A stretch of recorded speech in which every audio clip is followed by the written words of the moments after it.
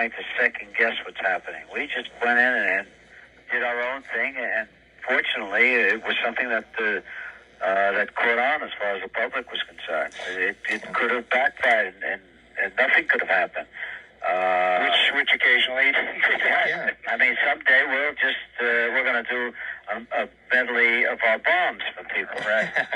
Well, you know, the recording process was a lot different back then than it is today. Not only do people take weeks and weeks and weeks to put recordings together, and not only do you have many sophisticated elements in the recording studio that you did not have back then, but I have a feeling that, I'll ask you this, did you, the recording on these particular songs, did you just knock them out? I mean, how long did it take, for example? How many takes? How long from the time you went into the studio to the finished product did it average back in those days? Well, I can give you just an example. For instance, or two examples. I think Ragdoll, we went in, I think on, if I remember correctly, a weekend, like a Sunday. We couldn't get the right studio that we normally use. We couldn't get the right engineer, so we used a second engineer to actually do the recording. And we did it all on a Sunday in a demo studio, and it was pretty much on the radio by midweek. Like by Wednesday or Thursday of that week. We just went in and made some acetates and got them out to the radio stations, and it was very quick. We did a Christmas album, and I think, Frank, 27 hours straight through. I mean, we knocked ourselves out, and after we finished, we did 5 shows at the Apollo Theater. Wow. And I was dead for 2 weeks. It was a whole different period. I remember going in the studio, recording a song that we felt was going to be the next single, finishing it, mixing it, having acetates printed up, and delivering them and sending them out to radio stations, and the next week we had a smash. I mean, it's just a different, it was a whole different thing. You know, the other thing about the Four Seasons was you were a band which started before the Beatles hit the United States. And when the Beatles hit the USA in early 1964, many pre-Beatle performers and bands were kind of swept away, but not the Four Seasons. You guys had #1 smashes right in the face of Beatlemania. And it must make you feel proud that you were able to weather this storm of British invasion. It really does. I mean, it makes me feel proud, but, we weren't alone. There were a lot of other people. Yeah, the Beach Boys kind of held up there, too.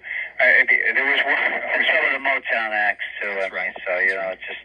See, what the thing was is the Beatles had the #1 record at the time. We had the #2 record. They had #3 and 4, so we couldn't move up or down anyway. They just kept us hanging in there. Yeah. Do you have any memories of going on the road in those days? Today when you do a concert, it's a very sophisticated sound system, and the staging is very, very pro. And I'm sure that when you guys were first having your first hits, did you play like those Dick Clark shows where they had like 25 acts and you each came on and did 1 or 2 songs? We played everything from that to college dates to... as you said, equipment wasn't as sophisticated as it is today. So we traveled around with our equipment in a station wagon. And we pretty much set it up. Right, we set it up. Put it together and tore it down. And we used whatever sound system they had. Yeah. You know what I remember? I got an album at home, and you guys probably going to laugh at this, on the original label, Vee Jay. And it was, do you remember this album? It was The Beatles versus the Four Seasons. Yeah, right, we are going to laugh at that.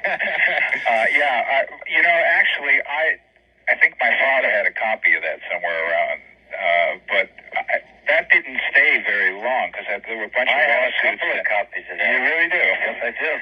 There were a bunch of lawsuits because it was unauthorized. Oh, yeah. And I guess that's a collector's item. Yeah. It is. I've seen it go for mucho bucks there at some of the record conventions. By really? Well, I'm going to have to look in my closet a little better.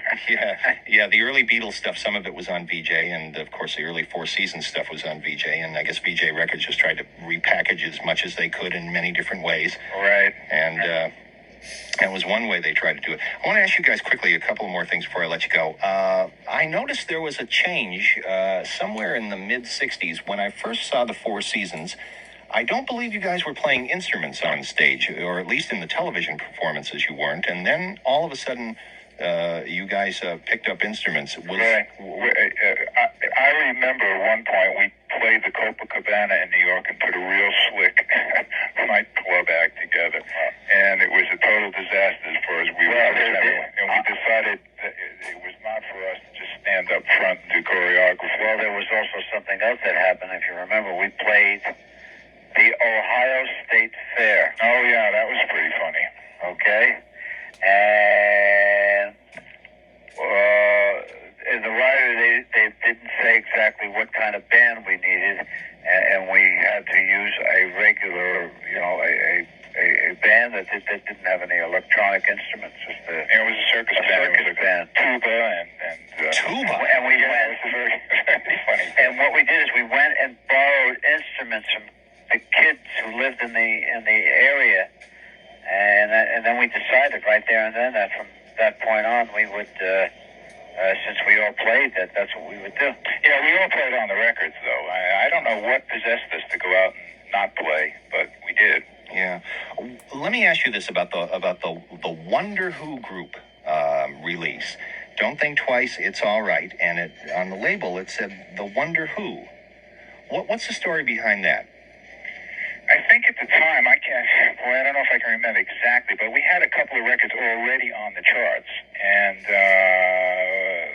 we didn't think the record sounded anything like anything we had done before, and we didn't really think radio would play another Four Seasons record at the time, so we just decided, hey, maybe we should just try a different name. And see. Yeah, and the Wonder Who was kind of an accident anyway, because when we were doing an album with 6 Bob Dylan songs and 6 Burt Bacharach, Hal David songs, and we were kind of the wrong key. Yeah, no, we were clowning around. We were doing, we were just getting a sound on my voice in the studio, and I was just kidding around while they were getting a level.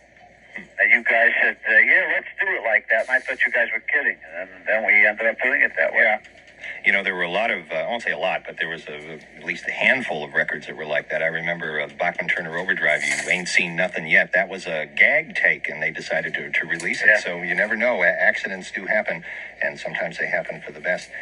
Boy, there's a million questions I could ask you, but I know you guys got to get back to recording, and we wish you the very best of luck with the new album coming out, and we look forward to it sometime in 1990.